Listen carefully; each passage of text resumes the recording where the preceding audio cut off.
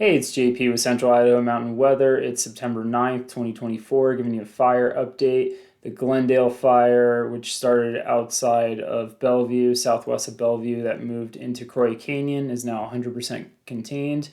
Good work to the local fire crews from Blaine County on helping save a lot of structures out there. Zero structures burned.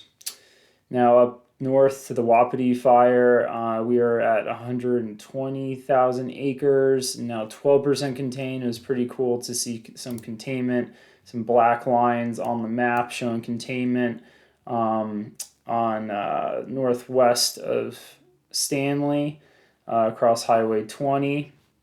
I'm going to do a real quick and dirty analyzing the fire. I haven't had too much time since I got off my trip to do this, so bear with me on this. I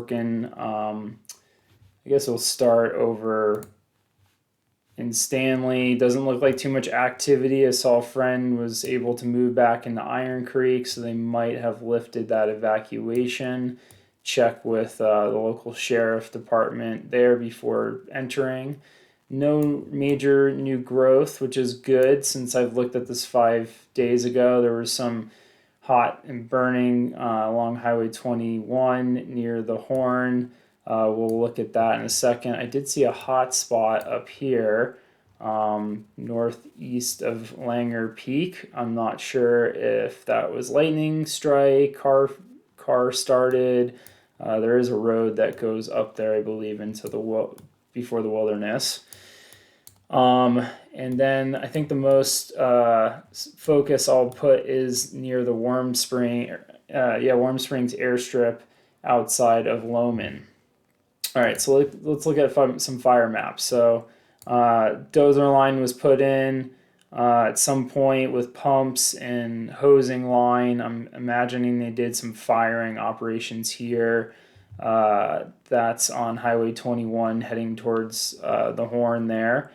Some road and hand lines were put in Thatcher Creek. So the good news is it looks like they're working the interior area of the fire now, since Stanley has kind of come and gone and looks like it's pretty taken care of. There's some other stuff that happened near the Boy Scout camp, some roadways that were cleared of small trees and any live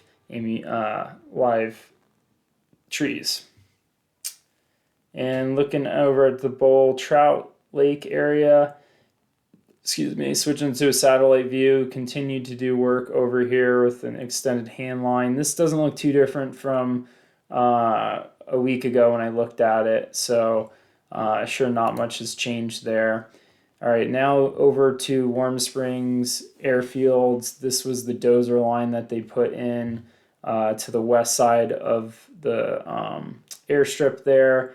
We got tanks and pumps running across this line here on Chapman Creek, and it looks like they either did a firing operation there or kind of are keep holding the fire line there. Okay, shifting down towards Loman, out 8 Mile Creek, they have a road and that moved into a hand line that was established and have wrapped up around basically it looks like most of town and the subdivisions of Two Ravens and Tenax are all have hand lines or dozers around them. So pretty good protection there. They worked this road along highway to the north of Highway 21 and also put in some resources there. We'll look at the heat map now from last night.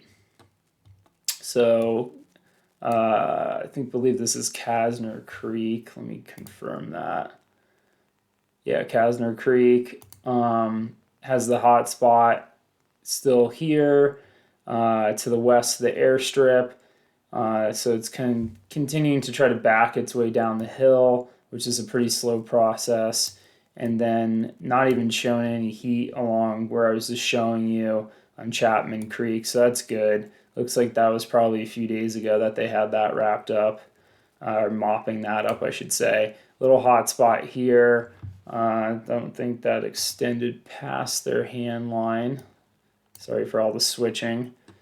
Okay, so maybe they'll continue to work this hand line out here for this fire, working its way down to the headwaters of Chapman Creek.